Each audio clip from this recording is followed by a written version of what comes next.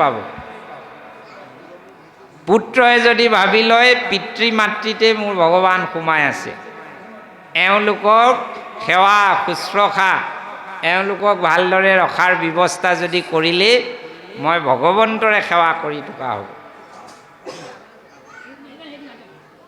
তেতিয়াহ'লে আপোনাৰ ঘৰখনত পত্নীও হৰি, পুত্ৰও হৰি, পুত্ৰৰ কাৰণে পিতা মাতাও হৰি, এনেকুৱা অৱস্থা ক'ত আছে বাৰু? কীৰ্তনত পঢ়িছে বৈকুণ্ঠৰ বৰ্ণনত, যতেক পুৰুষ মানে মাধৱৰৰ, লক্ষ্মীবোৰ মহিলাবোৰ কি বুলি কৈছে? লক্ষ্মী বুলি কৈছে। বৈকুণ্ঠতে তেনেকুৱা যিমান পুৰুষ আছে চতুৰ্ভুজ। তেতিয়াহ'লে আপুনি মই যদি ইজনে সিজনক দেখা পাওঁ কলি যুগত হৰি, তেতিয়া আমাৰ ঘৰখনেই বৈকুণ্ঠ হৈ পৰিব। কিন্তু এইটো হ'বলৈ আমাক নিদিয়ে। কোনে নিদিয়ে? এতিয়া কলিয়ে নিদিয়ে। কাৰণ যুগাধিপতি কলিয়ে আমাৰ চিত্ৰত বহি আছে। গতিকে কলিক খেদোৱাৰ উপায় কি? আমাৰ মন বুদ্ধি চিত্ৰ অহংকাৰৰ পৰা কলিক খেদোৱাৰ উপায় কি? কলিৰ পৰা পৰিত্ৰাণ পোৱাৰ উপায় কি? কলিয়ে আমাক কি কি কৰি থাকে? বিভিন্ন শাস্ত্ৰত কলিয়ে কৰি থকা কামবিলাকৰ বিষয়ে উল্লেখ কৰিছে। সেইখিনিক যদি আমি থুপাই লওঁ, 1 নম্বৰ কাম, কলিয়ে ধৰ্ম ধ্বংস কৰে, অৰ্থাৎ অধৰ্ম কৰায়। আমি স্বামীয়ে পত্নীৰ লগত অধৰ্ম কৰোঁ, পত্নীয়ে স্বামীৰ লগত কৰে, ঘৰৰ ককাই ভাই ইজনে সিজনৰ লগত অধৰ্ম কৰোঁ, প্ৰতিবেশী ইজনে সিজনে ঠেলা ঠেলি কৰোঁ, অধৰ্ম কৰোঁ, সমাজত অধৰ্ম কৰোঁ। মই যদি কিবা উপায়েৰে সমৰ্থবান হ'লোঁ, গাঁওখনৰ ৰাইজে মোক পঢ়াই নি এদিন ডাঙৰ বিষয়া কৰিলে, সকলোৱে পইচা দুপইচাকৈ দি। এইবাৰ মোৰ ক্ষমতা আহিলে গাঁৱলৈ বহাবলৈ অহা টিউবৱেলটোৰ পৰাও অকণমান মই চান কাঢ়ি খাই পেলাওঁ। এয়া কোনে কৰায়? কলিয়ে কৰায়। কলিৰ মূল কাম অধৰ্ম কৰোৱায়, উভয় নদী কৰাই দিয়ে অধৰ্ম। প্ৰতাৰণাৰ প্ৰৱৰ্ধন কৰে, 2 নম্বৰ কাম, প্ৰতাৰণা বঢ়াই দিয়ে। চব ফালে প্ৰতাৰণা আজিকালি। স্বামীয়ে ভাইজাক প্ৰতাৰণা, ভাইজাই স্বামীক, পুত্ৰই পিতৃ মাতৃক, ক'লৈ গৈছিলি? মই ইয়াতে আছিলোঁ। কিন্তু ই গৈ অসৎ সংগত আছে। চব প্ৰতাৰণা কৰোৱায়। প্ৰতাৰণাত নিপুণ কৰি পেলায়। ইমান নিপুণ হৈ যায়, একেলগে আছোঁ কিন্তু প্ৰতাৰণা আমি ধৰিব নোৱাৰা হৈ যায়। দুৰ্নীতি বৃদ্ধি কৰে, অনীতিকে নীতি বুলি ভাবিবলৈ বাধ্য কৰে। আপোনালোকে ব্যাখ্যা নকৰিলেও হ'ব, চাৰিওফাললৈ চকু কাণ মেলি দিয়ক। অনীতিকে নীতি কৰাই দিয়ে, কলিৰ 3 নম্বৰ কাম। নৈতিক অধঃপতন ঘটোৱায়। যি নীতি আছিল আমাৰ ঘৰবিলাকত, আজিকালি ল'ৰাই টিলিকি মাৰি অঁতৰাই দিয়ে। কলি যুগ, এইবোৰ কৰিব নোৱাৰোঁ।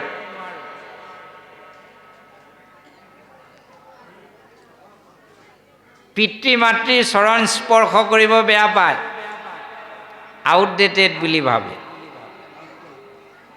বোৱাৰী এগৰাকীয়ে শাহু শহুক সন্মান কৰিবলৈ ভাল নাপায়, নিজৰ আই বোপাই বুলি ভাবিবলৈ টান পায়। এই চব কাম কলিকৃত দুখ। নৈতিক অধঃপতন, কোনো নীতি নাই, চবতে আমি ফাঁকি দিছোঁ। যদি মই শিক্ষক, তেনেহ'লে কেনেকৈ সোনকালে ঘৰ আহি পাওঁ? যদি মই অফিচৰ কৰ্মচাৰী, কেনেকৈ মই টেবুলৰ তলেৰে 2 টকা পাওঁ। মই যদি আনকি ভকতলৈকে দাই দুখ নধৰিব দেই বা ভকত, একেবাৰে হাত জোৰ আপোনালোকৰ চৰণত শিৰ থৈছোঁ, চবতে আছে। এয়া কলিকিত দুখ। মানুহৰ মাজত, আনকি সম্বন্ধীয়জনৰ মাজতো, প্ৰিয়জনৰ মাজতো দ্বন্দ্ব থিয় কৰাই দিয়ে। দ্বন্দ্ব দৃশ্য কলিৰ এটা ভায়েক বুলি আমি পাই আহিলোঁ প্ৰথমতেই, দ্বন্দ্ব কৰাই দিয়ে। কাম ক্ৰোধ লোভ মোহ বৃদ্ধি কৰাই দিয়ে। কাম ক্ৰোধ লোভ মোহ বৃদ্ধি কৰাই দিয়ে।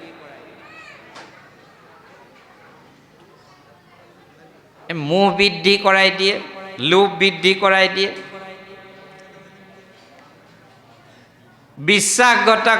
বিশ্বাসঘাতকতাত সহজাত কৰি তোলে, বিশ্বাসঘাতক কৰি তোলে। খুব সহজতে বিশ্বাসঘাত কৰিব পাৰে আজিকালি মানুহে। আগতে এনেকুৱা কাহিনী পোৱা যায় যে মানুহে ক'ৰবাত পুণ্য তীৰ্থ কৰিব গৈছে, নিজৰ সকলো ধন সোণ ৰাখি থৈ যায়, এঘৰত ৰাখি থৈ যায়। উভতি আহিলে বোলে তোমাৰ ধন সোণ বিচাৰি লোৱা। কিন্তু এতিয়া হ'বনে তেনেকুৱা? আহি আৰু উভতি নাপাবহি। দুখ বৃদ্ধি কৰে, অস্থিৰতা বৃদ্ধি কৰে।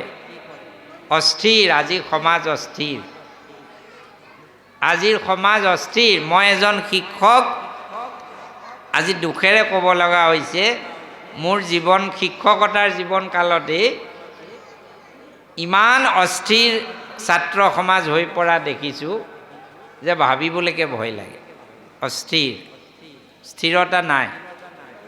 45 মিনিট 40 মিনিট এটা শ্ৰেণীত একান্তভাৱে বহি পাঠ গ্ৰহণ কৰিব নোৱাৰে। অল্প আয়ু, অল্প আয়ুটো হয়ে আজিকালি। অল্প আয়ু কলিকৃত দুখ। সেইটো সহজতেই মানুহৰ মৃত্যু হৈ যায়। মলিনতা, মলিনতা দেহৰ, মনৰ, বাক্যৰ। মুখখন আছে কাৰণে আমি টানতকৈও টান কথা কৈ দিবলৈ কোনো কেয়াৰেই নকৰোঁ। যি আহে তাকে কৈ দিব পাৰোঁ, যি আহে তাকে। বাক্যৰ মলিনতা, মনৰ মলিনতা। আমি আজি খোলাকৈ আনন্দ উপভোগ কৰিব নোৱাৰোঁ। গাঁওখনৰ এঘৰলৈ যদি এখন নতুন বাহন আহে, আনন্দৰ বিষয় হ'ব লাগে। গাঁওখনৰ এটা সম্পদ বাঢ়িছে, কেতিয়াবা বিপদত পৰিলে আমিও যাম, পাম সহায়। তাৰ পৰিৱৰ্তে আমি কি বুলি কওঁ, নেজ দীঘল হৈছে নিজৰ, নিজে পাৰি বহিব, আমিনো কি দৰকাৰ যাব, এনেকুৱা ভাৱ হৈ যায়। মলিনতা, এইটো মনৰ মলিনতা। দেহৰ মলিনতা, অপবিত্ৰতা আজিকালি বাঢ়ি গৈছে। অপবিত্ৰতা। এই আটাইবিলাক কলিকৃত দুখ আমাৰ সমাজত আজি চলি আছে। সেইটোকে দ্বাদশ স্কন্ধ ভাগৱতে আমাক সকীয়াই দিছে। কলিৰ বাসস্থান হিচাপে পৰীক্ষিতে চুক্তি কৰি দিছিল ক'ত ক'ত থাকিব। 5টা স্থান দিছিল। যোৱা অৰ্থাৎ পাশা খেল কৰা স্থান আৰু ব্যক্তি, মদ পান কৰা স্থান আৰু ব্যক্তি, স্ত্ৰী সংসৰ্গৰ স্থান আৰু সদায় কেৱল স্ত্ৰী আলাপন কৰি থকা ব্যক্তি, তেওঁৰ দেহত কলি থাকে। জীৱ হত্যা বা হিংসাৰ অনুকূল স্থানবিলাক, স্বৰ্ণ আদি সম্পত্তিৰ অহংকাৰ। বাপসকল, আপোনালোকে এতিয়া মনটো চকুকেইটা মুদি এই 5টা বস্তু আপোনালোকৰ ঘৰত, 5টা স্থান বা এই 5জন ব্যক্তি জুৱা খেলাৰ স্থান আৰু জুৱা খেলা লোক দুয়োৰে গাত কলি থাকে। আমাৰ গাঁৱৰ পৰা আমি হাইস্কুলত থাকোঁতে এটা ঘটনা দেখিছিলোঁ। সেই সময়ত গৰু খেতিৰ বাবে আৰু প্ৰত্যেকৰে ঘৰে ঘৰে গৰু, ককায়েকে ONGC চাকৰি কৰে, ভায়েকৰ একো নাই, খেতিখিনিকে কৰ বুলি 60,000 টকা তেতিয়াৰ দিনতে দিছিল গৰু এহাল আনিব, 30,000 টকা। ৰাজমাই বজাৰলৈ গ'ল, গৈ পিনাই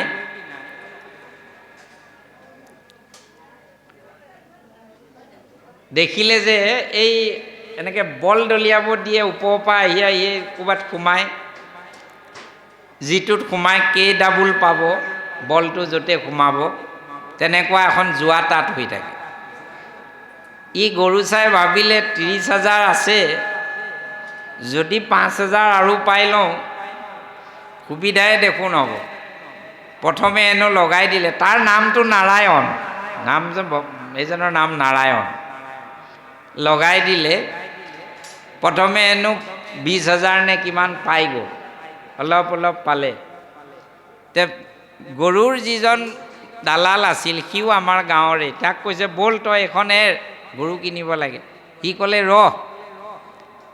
20,000 পালোৱে, আৰু 10,000 পালে দুহাল নিব পাৰি। এই বুলি আটাইখিনি লগাই দিওঁতে এটা সময় এটকাও নাইকিয়া হ'ল, হুৰাও হুৰে কান্দিব ধৰিছে। আৰু ঘৰলৈ আহি ককায়েকৰ ভৰিত পৰি কন্দা দৃশ্যটো মই দেখিছিলোঁ, সেইকাৰণে আপোনালোকক কৈছোঁ। তাৰমানে জুৱা খেলা মানুহৰ লগতো কলি থাকে। এতিয়া মই আপোনালোকক ক'লোঁ এইখিনি জুৱা খেলত থকা, জুৱা খেলৰ মানুহৰ গাত থকাটো কথা কওঁ শুনক। সেই একেজন ব্যক্তিকে ONGCত চাকৰি কৰা ককায়েকে দয়া কৰি আৰু 30,000 দি পিছৰবাৰ আকৌ গৰু আনিব পঠালে। আপোনালোকে বিশ্বাস কৰে নকৰে নাজানো, সেইদিনাও গৈ তাৰ মগজত সোমালে, দাদাক যদি 30,000 ঘূৰাই দিব পাৰোঁ, হে ভগৱান এইবাৰ লগাবা আৰু বুলি 30,000 লগাই দিলে, চব টকা গ'ল। এইযোৰ জুৱা খেলাজনৰ গাত থকা কলি থকা কথা, এয়া জুৱাৰ স্থানত থকা কলি নহয়। গতিকে মদ পান কৰা স্থান আৰু মদ পান কৰা ব্যক্তি যদি আপোনাৰ ঘৰত আছে, তেনে কলি সোমাই আছে বুলি ধৰিব। ত্যাগ কৰিব দেই বাপসকল, ত্যাগ কৰিব, নহ'লে কিন্তু আমি 1000 নাম ল'লেও কলিৰ প্ৰভাৱৰ পৰা মুক্তি সহজতে নেপাম। জীৱ হত্যা আৰু হিংসাৰ অনুকূল স্থানবিলাকত থাকে। এতিয়া আমাৰ ঘৰবিলাকত যদি জীৱ হত্যা হৈ আছে, তেতিয়াহ'লে ভাবি ল'ব আমাৰ ঘৰবিলাকত কলিৰ নিবাস আছেই। স্বৰ্ণ আদি ধন সম্পত্তি, এই বিষয়ে আলোচনা আমি কৰিছোঁৱেই। ধন সম্পত্তি আহৰণ কৰাটো কোনো ভুল নহয়, ধন সম্পত্তি কেতিয়াও আপদ নহয়। দৰিদ্ৰতা বা অলক্ষী দূৰ কৰিবৰ বাবে ধন সম্পত্তিৰ আৱশ্যক আছেই। সৎ পথেৰে উপাৰ্জন কৰা ধন সম্পত্তি কেতিয়াও কলি নহয়। হোৱা হ'লে ৱাৰেন বাফেট, ৰতন টাটা এই সকলো কলিৰ প্ৰভাৱতে পৰিলেহেঁতেন। আচলতে সেই ধন সম্পদৰ আমাৰ অহংকাৰ কিমান হৈছে।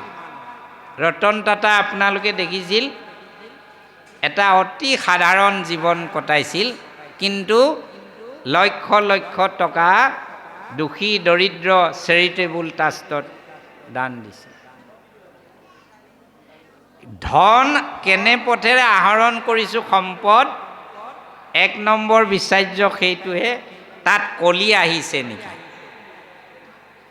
দুৰ্নীতি, কাৰণ দুৰ্নীতি হৈছে কলিৰ ভায়েক। আৰু সেই সম্পদত মোৰ অহংকাৰ বাঢ়িছে নেকি। 3 নম্বৰ কথাটো যে সেই সম্পদৰ ব্যৱহাৰ মই কেনেকৈ কৰিছোঁ। শ্যামন্তমণিটোৱে বৰ্ণনা দিওঁতে তাতে লিখাই আছে, আপোনালোকে পাইছে, নাহিকে দুৰ্ভিক্ষ মাৰি মৰক, একো উপসৰ্গ কি আছে নোপোজে তই, নাহিকে ব্যাধি ব্যাঘ্ৰ সৰ্প ভয়। সেইটো মণি পিন্ধি যাওঁতে আকৌ বাঘে মাৰিলে, সিংহই মাৰিলে। সিংহটোক আকৌ জাবৱন্তই মাৰিলে। সেইটো মণি নিয়ে ইমান অথন্তৰ হ'ল, কৃষ্ণই 18 দিন যুদ্ধ কৰিব লগা হ'ল। কি কাৰণে? তাৰ গুণ সেইদিনাই নিষ্প্ৰভ হ'ল, যিদিনা তাৰ গৰাকীৰ সেই মণিৰ প্ৰতি অহংকাৰ আহিল। কৃষ্ণই বিচাৰিছিল নিজে বোলে তোমাৰ বহুত হৈ গ'ল, এইটো ৰাজভঁৰালত জমা দিয়া, জগতৰ কল্যাণ হ'ব লাগে ইয়াৰ পৰা। নিদিলে, মই মোৰ ভাৱত থাকিল অহংকাৰ। সেইদিনাই আচলতে মণিৰ গুণ লোপ পালে। আমাৰ উপাৰ্জিত ধন সম্পদো যেতিয়ালৈকে আমি ভগৱন্তক অৰ্পণ নকৰিম, তেতিয়া সি আপদ কঢ়িয়াই আনিব। ভগৱন্তে দিবও, ভগৱন্তই নিও থাকিব, ডাক্তৰ হৈ নিব, গাড়ীৰ মেকানিক হৈ নিব, LIC মানে পলিচিৰ হৈ নিব, কি হৈ পায় নি থাকিব। ভোগ আমাৰ নহয়। সম্পদ ভগৱন্তত অৰ্পণ কৰি, শাস্ত্ৰত, এই ভাগৱত শাস্ত্ৰতে আছে, আপোনালোকে পাব অধ্যয়ন কৰিলে, যে সৎ পথে উপাৰ্জিত ধন কি উপাৰে ভাগ কৰিব লাগে। 5 ভাগ কৰিব কৈছে। এভাগ নিজৰ ভৱিষ্যতৰ বাবে, এভাগ পৰিয়াল পোষণৰ বাবে, এভাগ সন্তান আদিৰ ভৱিষ্যত বিবাহ আদিৰ কাৰণে, এভাগ দুখী দৰিদ্ৰৰ কাৰণে, আৰু এভাগ জগতৰ কল্যাণৰ কাৰণে ভগৱন্তৰ কাৰ্যৰ বাবে ভাগ কৰি ব্যৱহাৰ কৰিবলৈ আমাক শাস্ত্ৰই কৈছে। কিন্তু বাপসকল, দুখৰ বিষয়, সম্পদৰ ব্যৱহাৰটো আমি ভালকৈ নাজানো। মই এটা সৰু উদাহৰণে এই কথাটো এৰিব বিচাৰিছোঁ আৰু নকওঁ আৰু। ল'ৰা ছোৱালীৰ বিয়া পাতে,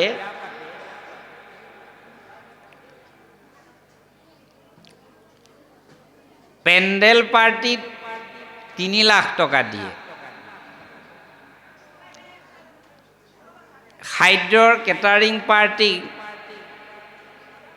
বোলে একেবাৰে কোনেও নোখোৱা খানা খুৱাব লাগিব। ইয়াত মাছ মাংস পনীৰ চব থাকিব লাগিব। 2.5 লাখ খৰচ কৰে। নতুন বোৱাৰীৰ বাবে কাপোৰ কিনে 7-8 লাখ টকাৰ। অলংকাৰৰ কথা নক'লোঁ। কিন্তু সেই বিয়াখনত নাম গাবলৈ যিকেইজন ভকতক আমি নিমন্ত্ৰণ কৰোঁ, AC ধুতি এখন আহিবৰ সময়ত, আৰু পইচা 50 টকাত লৈ ইমানকৈ দিব লাগেনে বুলি কওঁ। AC ধুতিটো বুজি পাইছে নাই আকৌ আপোনালোকে?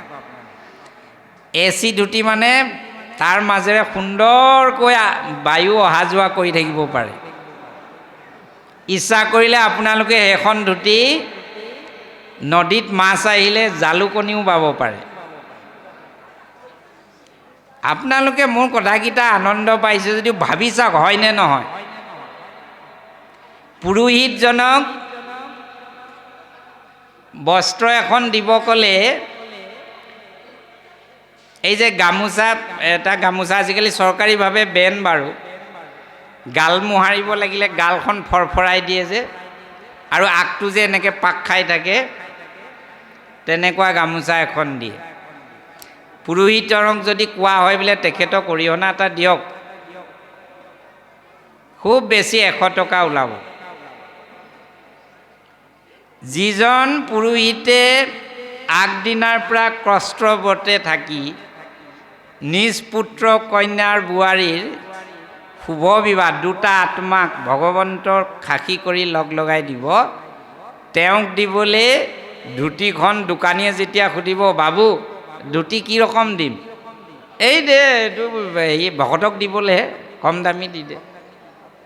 তাৰ বাবে আনে 150 টকীয়া ধুতি, আৰু বোৱাৰীয়েকক পিন্ধাবৰ বাবে আনে 1.5 লাখ টকীয়া কাপোৰ। এয়া আমাৰ সম্পদৰ ব্যৱহাৰ। তাৰে আমাৰ আপদবিলাক গোট খাই যায়, কলি তাতে আহি যায়।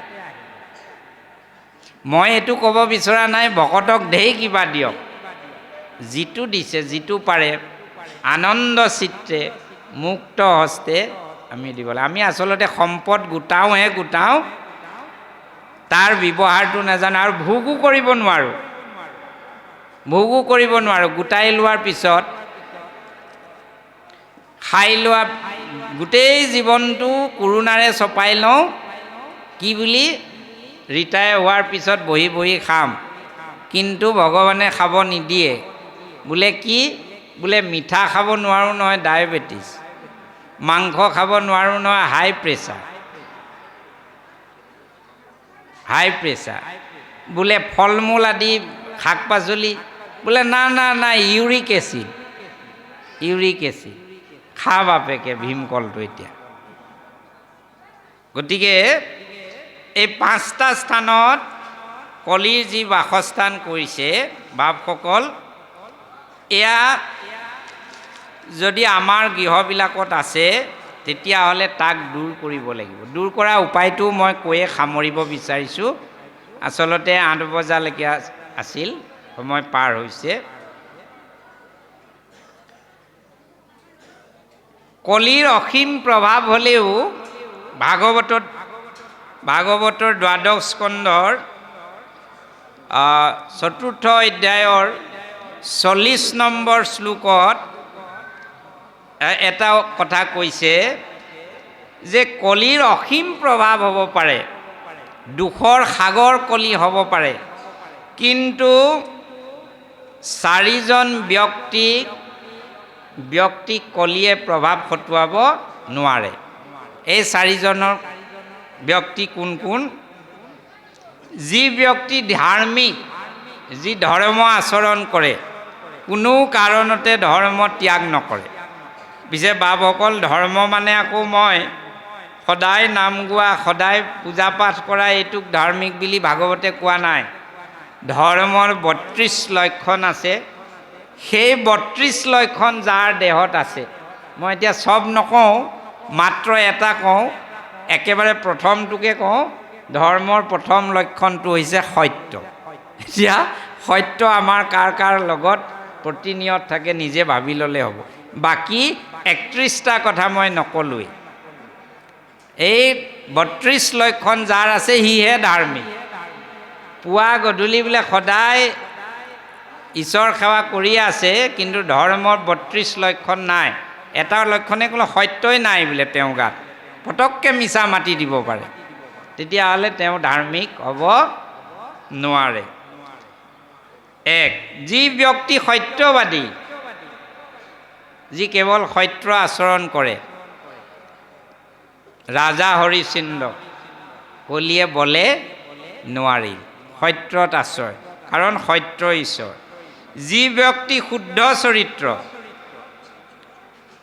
যাৰ চৰিত্ৰ শুদ্ধ আছে, আৰু যি ব্যক্তি পুণ্যৱান, যাৰ অক্ষয় পুণ্য পূৰ্বজন্মত হওক, এই জন্মৰ কৰ্মৰ বাবে হওক, যাৰ অক্ষয় পুণ্য আছে, কলিয়ে সেই ব্যক্তিক প্ৰভাৱ খটুৱাব নোৱাৰে বুলি 12 স্কন্ধৰ মূল ভাগৱতৰ 4ৰ্থ অধ্যায়ৰ 40 নম্বৰ পুটটোত উল্লেখ কৰি থৈছে। এতিয়া বাপসকল, এই 4 প্ৰকাৰৰ ব্যক্তি কেৱল সেইজনে হ'ব পাৰিব যাৰ জ্ঞান থাকিব, যাৰ বৈৰাগ্য থাকিব, যাৰ ভক্তি থাকিব। সামৰিব লৈছোঁ। যাৰ ভক্তি থাকিব। আৰু জ্ঞান, বৈৰাগ্য, ভক্তি পোৱাৰ উপায়টো হৈছে ভাগৱত শাস্ত্ৰ। এই শাস্ত্ৰখনত এই 3টা বস্তুৱে আছে। আৰু এই শাস্ত্ৰখনত থকা 18,000 শ্লোকৰ কথা মই প্ৰথমতে কৈছিলোঁ, একদম প্ৰথমতে কৈছিলোঁ যে 18,000 শ্লোকৰ অৰ্থ এটাই প্ৰতিপাদন কৰিছে। ভাগৱত শাস্ত্ৰ আছে শ্লোক 18,000, সমস্তৰে মুখ্য মাত্ৰ হৰিনাম সাৰ। যি হৰিনাম লৈছে, যি হৰিনামক আশ্ৰয় কৰিছে, সেইজনেই জ্ঞান বৈৰাগ্য আৰু ভক্তিৰ লাভৰ অধিকাৰী হ'ব পাৰে।